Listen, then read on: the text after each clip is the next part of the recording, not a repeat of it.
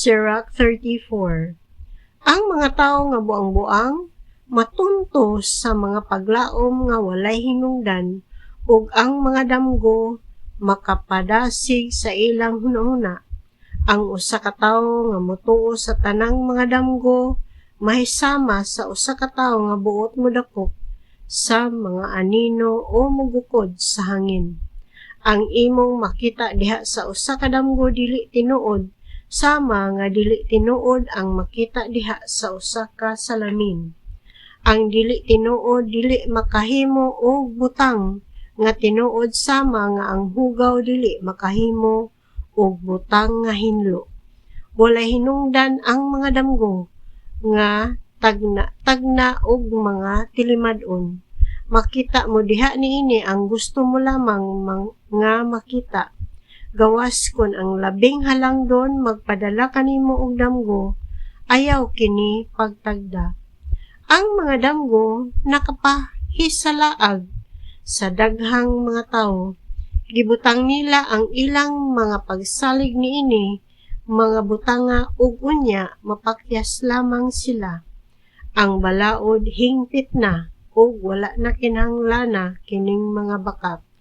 Ang kaalam sumala sa gisulti sa matarong, hingpit usab sa walay pagkinahanglan niini. Ang usa ka tawo nga nakapanaw sa daghang lugar ug may halapad nga kasinatian, nahibalo sa daghan nga mga butang ug may unod ang isulti. Dili ikaw mahibalo og daghan kun dili ikaw makasinati og daghan apan ang pagpanaw makahimo kanimo nga mas igmat.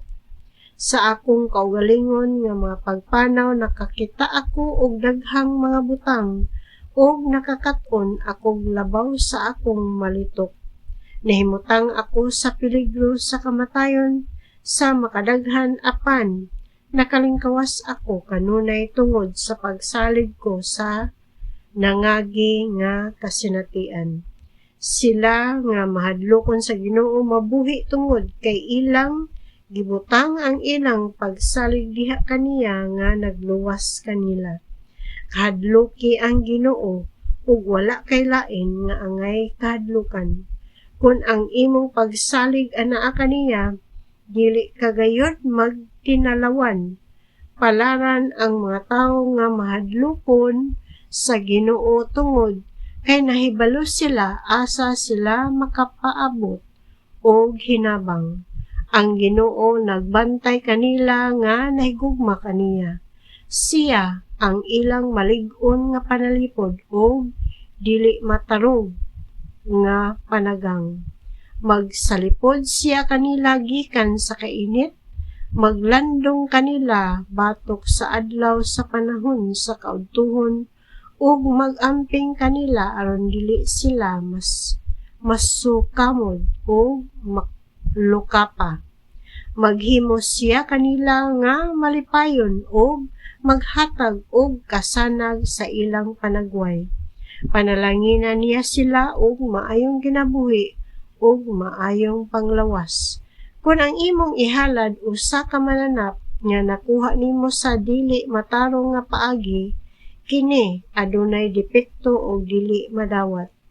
Ang labing halangdon dili mahimuot sa mga sakripisyo nga gihimo sa mga tawo nga dili Diosnon.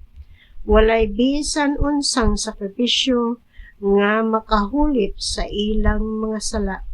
Ang usa ka tawo nga mangawat o usa ka mananap gikan sa usa ka pobre aron pag makahalad siya og sakripisyo mahisama sa usa ka tawo nga nagpatay sa usa ka gamayng bata, atubangan sa mga mata sa iyang amahan. Ang pagkaon nagkahulugan og kinabuhi mismo alang sa mga pobre ug ang pagkuha niini gikan kanila maoy pagpatay kanila. Usa ka pagpatay ang paghikaw sa usa ka tawo sa iyang panginabuhi o ang paglimbong sa usa ka sinuhulan sa iyang suhol. Kung ang usa ka tawo magtukod og may lain nga muguba niini, aduna bay nahimo gawas lamang sa malisod nga trabaho? Kung ang usa ka tawo manalangin ug ang lain manunglo, hain man niini ang pamation sa Ginoo? Kung muhikap ikaw sa usa ka lawas nga patay ug unya maglimpyo ka sa imong kaugalingon pinaagi sa pagkaligo, apan unya moadto ka ug muhikap niini pag-usab, unsa may kaayuhan nga nahimo sa imong pagkaligo? Kung magpuasa ka tungod sa imong mga sala ug unya moadto ka ug maghimo sa samang mga sala, pag-usab, unsa may kapuslanan sa imong pagpuasa? Kinsa may imong gihuna-huna nga mamati sa imong pag-ampo?